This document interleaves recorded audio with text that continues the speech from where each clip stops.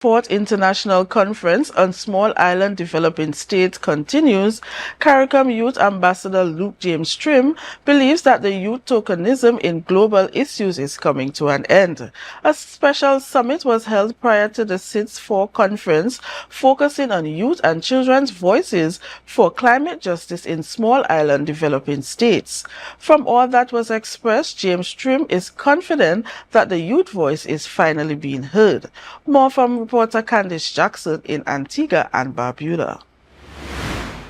Global conferences may sometimes have a special session for young people. They may feature youth voices, but do not necessarily execute agendas geared toward youth's wishes and desires. Well, this is not the case for the inclusion of young people at the 4th International Small Island Developing States Conference in Antigua and Barbuda, according to CARICOM Youth Ambassador Luke James Trim. He has reason to believe that youth tokenism at these conferences is coming to an end. I would like to put the decision makers on notice and let them be very aware that as the youth, we are getting smarter, we are getting more vocal, and we will not stop until our voices and our interests are represented well in the public domain.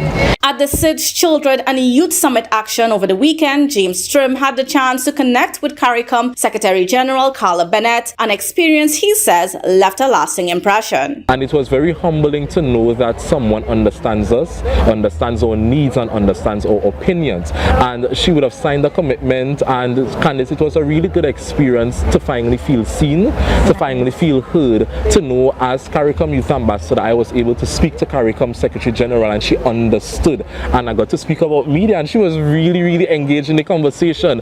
He is confident that there is hope for the voices of young people in the region. Oftentimes it can be adversarial between young people and older generations. His experience at the conference shows that there is room for meaningful dialogue. James Trim notes that for young people in Tobago, the time is now to band together in advocacy. I'm telling the youth of Tobago that your voice matters, your opinion matters, and what I would like to do as ambassador is to try my best to mobilize the youth groups that are present in Tobago. The SIDS-4 conference also impressed upon James Trim the need for young people in Tobago to realize the importance of climate justice for their livelihoods. So for the youth that are listening, the youth in Tobago, we are responsible for our future, and the effects of climate change can ensure that we don't have a future. So it's important for us to get out there, to start advocating, to start getting mobile on the ground in our environment, getting knowledgeable. So when we are noticing that something is not going right on our island, we can address it. Following the SIDS Children and Youth Action Summit, world leaders made a commitment to act upon some of the ideas and suggestions determined by the youths present. Kandace Jackson, Tobago Updates Television News.